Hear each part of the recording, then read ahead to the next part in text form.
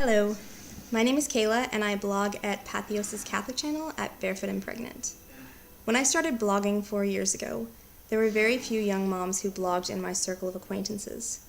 One of them blogged anonymously. She just called herself Young Mom and her blog was called Permission to Live.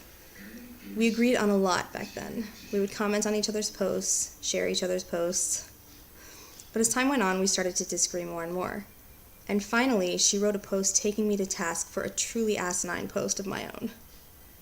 At the time, I didn't think that the post was so asinine, and it made me angry. So I stopped reading her blog, and I deleted her from my blog roll.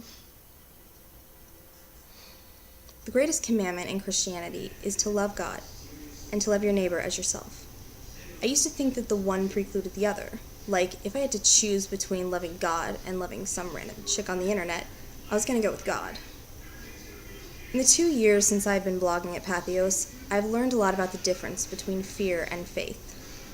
Reading about the lives of my colleagues over the various faith channels has taught me that none of us can be boiled down to a set of beliefs or a creed or an ism or an ideology.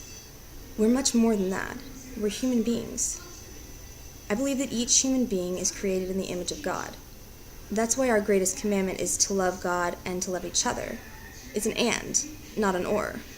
Because to love God is to love your neighbor, and loving your neighbor is loving God. I was delighted when Patheos introduced a new blog a while ago on the Atheist channel, Permission to Live, written by my old frenemy, Melissa. She uses her real name now. It says something about Patheos that even though we chose wildly different paths, we both ended up here.